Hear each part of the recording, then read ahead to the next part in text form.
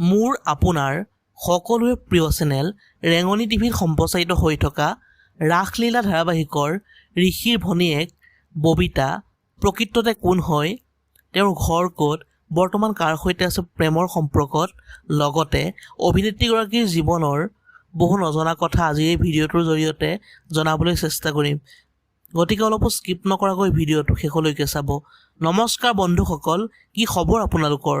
ভগৱানে আপোনালোকক সদায় সুস্বাস্থ্যৱান আৰু দীৰ্ঘায়ু কৰি ৰাখক, এয়ে প্ৰাৰ্থনা। ৰাসলীলা ধাৰাবাহিকত সুন্দৰ অভিনয়ৰ জৰিয়তে ৰাজ্যবাসী মন জয় কৰা অভিনেত্ৰীগৰাকীৰ প্ৰকৃত নাম হ'ল বন্দনা কলিতা। তেওঁৰ ঘৰ হ'ল মংগলদৈত। 22 ফেব্ৰুৱাৰী 1999 চনত অভিনেত্ৰী বন্দনা কলিতাৰ জন্ম হৈছিল।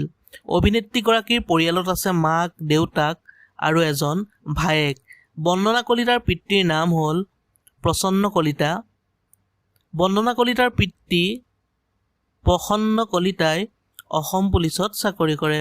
অভিনেত্ৰীগৰাকীৰ মাতৃৰ নাম হ'ল পাৰুল কলিতা আৰু ভায়েকৰ নাম হ'ল পাৰ্থপ্ৰতিম কলিতা।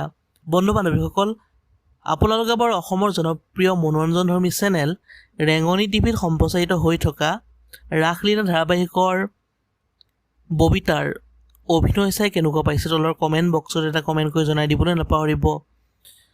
ভিডিঅ'টো যদিহে চাই ভাল পালে লাইক, কমেণ্ট, শ্বেয়াৰ আৰু যদি নতুনকৈ আমাৰ চেনেলটো চাই আছে ছাবস্ক্ৰাইব কৰি কাষতে থকা বেল আইকনটো প্ৰেছ কৰি অল কৰি দিবলৈ নাপাহৰিব। অন্য এটা নতুন ভিডিঅ' লগ পোৱাৰ প্ৰতিশ্ৰুতিৰে আজিলৈ বিদায় মাগিছোঁ। ধন্যবাদ। জয় আই অসম।